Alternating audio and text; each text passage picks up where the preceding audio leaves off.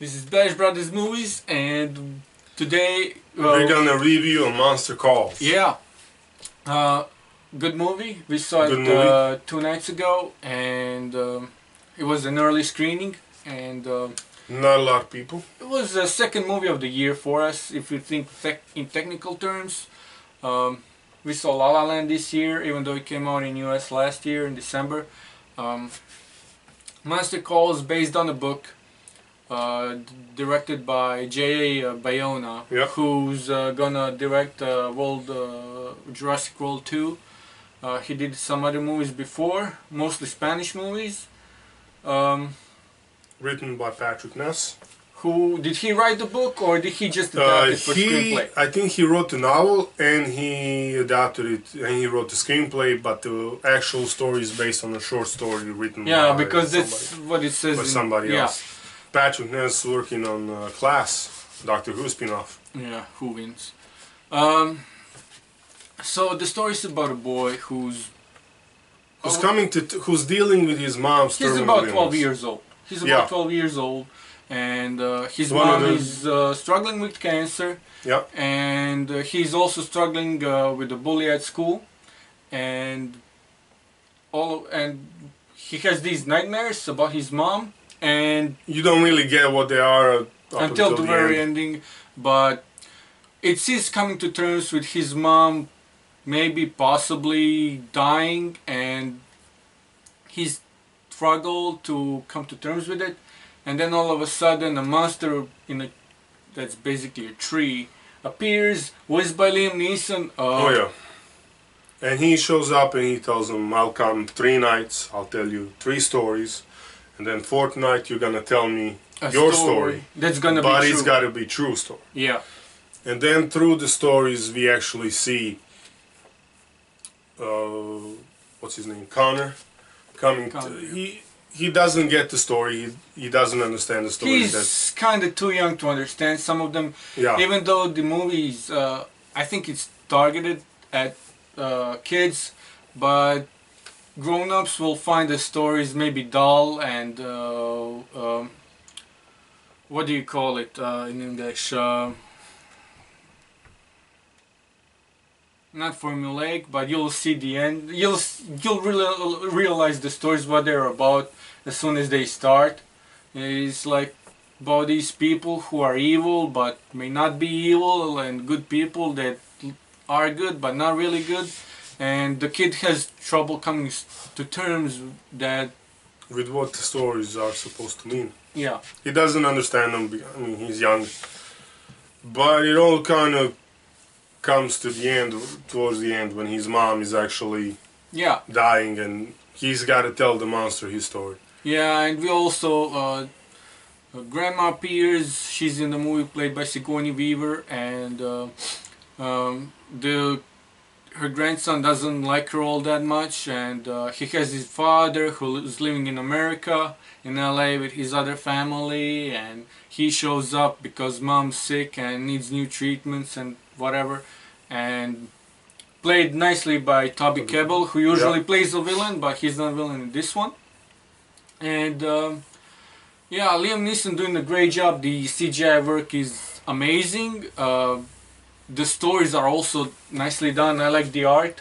It's done in watercolor, so it really fits nice on. Oh, definitely. It reminded me kind of Mulan, but these were more colorful, and the CGI work, the visual effects work was above average in my opinion. Like whoever did it did a really nice job and earned their pay. So I would suggest seeing this movie in theater for visuals alone, and I think we're coming to an end here, so we're gonna rate it. We can rate it.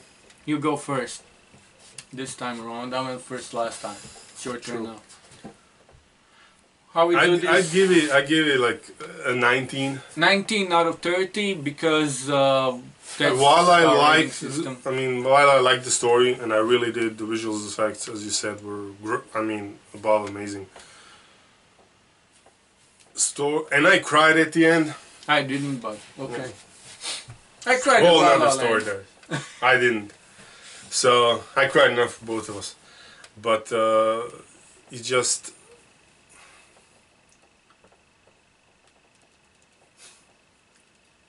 I'm lost for words. It's because it's a little bit underwhelming. It's underwhelming. Well, okay, so this is for me. This is the first movie in a long time that I actually went to the theater and I knew nothing about the movie. So I didn't read any plot reviews or watch any trailers. So I didn't know what it was about. I know he had a kid. I know Liam Neeson voiced the monster, but as far as the context of the story, I was clueless. And it was really a change, if you would, because usually when I walk into a movie theater, I know what I'm watching, I know why. Here, that wasn't the case. So even though the grade is 19, that doesn't take away from how good this movie actually is. The story I liked, the way it all ties in together in the end, I really enjoyed. And just, it's coming of age story. As far as coming of age stories, I think I saw better, but yeah, I still really enjoyed watching this one. No, definitely. I concur with your rating. So, first time we actually agree on ratings. Yeah, 19. Maybe I'd go as far as 18 out of 30, but it was a little bit underwhelming for a few reasons. One is because as soon as the story starts, the monster telling them the stories. I could see where they were going with them. I could see how the stories would end. Also, his mom struggling with cancer is another reason I didn't. I just don't want to see it, and the dying of struggling with cancer parts anymore. It's just way too many of them these days, and I think we've had enough of them.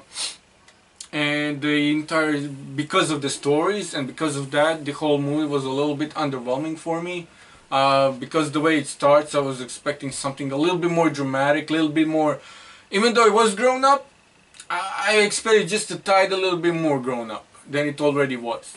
For that reasons, I give it 19 out of 30, and yeah. But like we said, our grades don't take anything away from the movie. It's basically our gripes with it. But as far as the story goes, as far as visual effect goes, as far as the way everything is put together, it's really done. The cast did a great job. All of them. Especially the destruction scene. That one was not. Oh yeah. That's worth the money. I don't care who you are. The destruction scene is the best scene in the movie by far, in my opinion. But second story in. But so yeah. Go watch it. It's actually worth going watching. This is one of those movies. If you're gonna watch it, you can watch it with the kids later on. But it's really worth seeing watching in the movie theater. For nothing else, for visuals alone. That's it for us for today. Oh, yeah. It's a second review of the week. Hopefully we have one for you. We'll come in next week. We're gonna go watch Live by Night. So looking forward to that one. Definitely. We're at 6 subscribers now. We need 94 more to help us. Please help us customize our YouTube link by subscribing. And if the whole video seemed a little off, that's why. The reason is this is our second take.